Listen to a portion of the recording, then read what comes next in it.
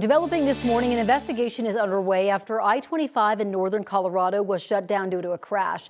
The Larimer County Sheriff's Office says this all started around 5:30 near Highway 34 in Loveland when deputies tried to pull over a driver. Instead of stopping, the guy took off, leading them on a chase down I-25. The chase came to a stop near Meade around mile marker 245.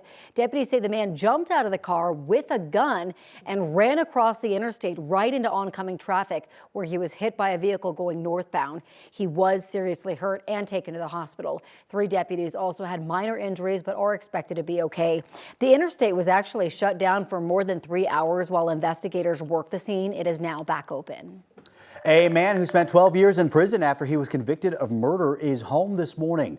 Prosecutors tossed Michael Clark's conviction in part because evidence in his case was processed by former CBI analyst Missy Woods. She is now under criminal investigation over accusations that she manipulated data in hundreds of cases. 9 News reporter Brianna Fernandez joins us in studio with more on this story. Brianna, good morning. Hey, good morning, guys. So this case marks the first conviction vacated in what officials believe could be hundreds of compromised cases. Michael Clark was serving life without parole after being convicted of first-degree murder back in 2012.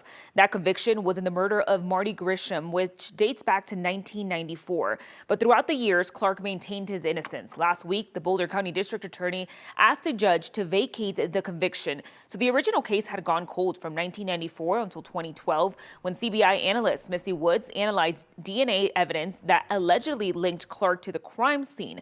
Woods found that a lip balm had Clark's DNA. However, when that lip balm was analyzed once again after allegations of Woods' misconduct, the DNA sample tying Clark to the case could not be replicated. Clark's attorney, Adam Frank, insists there was never credible evidence against his client.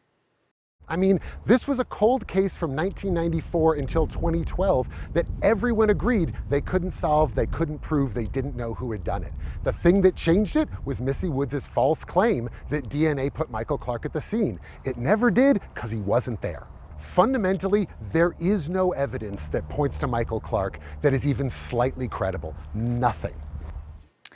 Now, while Clark is out of jail, this case is far from over. Clark has another court hearing set for early June. That's when the district attorney will decide whether to try this case once again. For now, I'm live in Studio B, Brianna Fernandez for 9 News. Brianna, thank you. This morning, we are learning a former funeral home director accused of mishandling human remains is taking a plea deal.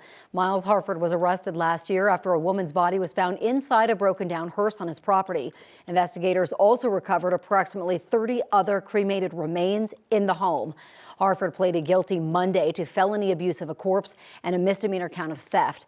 Kathy Vorndren, she is the twin sister of Christina Rosales, who was found inside that hearse, says her sister died in 2022 after an 8-year battle with Alzheimer's. Kathy says she is glad Harford is finally taking responsibility with this plea.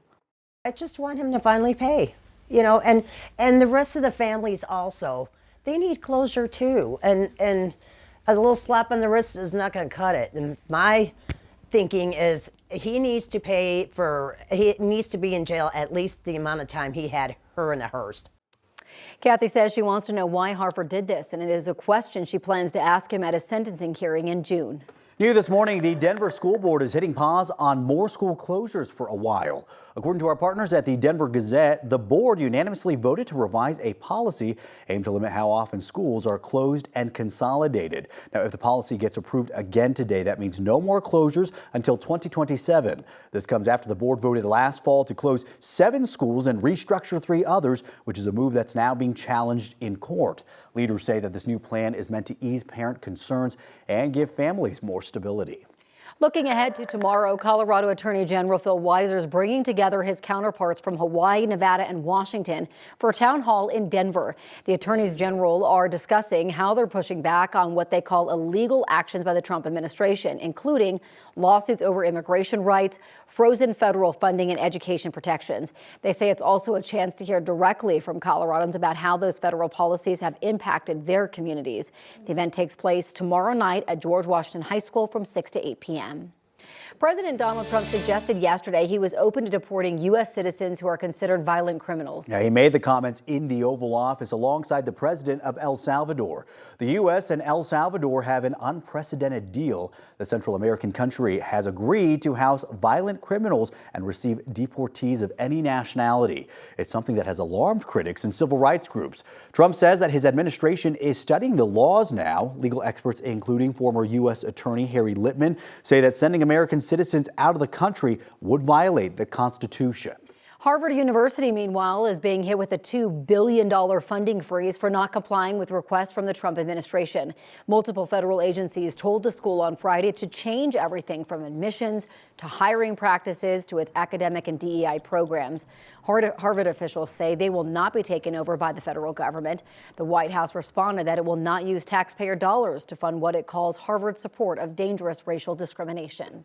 Over the weekend, an Israeli strike destroyed part of the last functioning hospital in Gaza City. The hospital's director says that no casualties were reported in the attack early Sunday, but a boy with a head injury died in the rushed evacuation of patients. The Israeli military claimed that they struck a Hamas command and control center in the attack, but offered no evidence. This attack puts Palestinians in the Strip, and particularly in the northern part, at grave risk as Israel's offensive continues.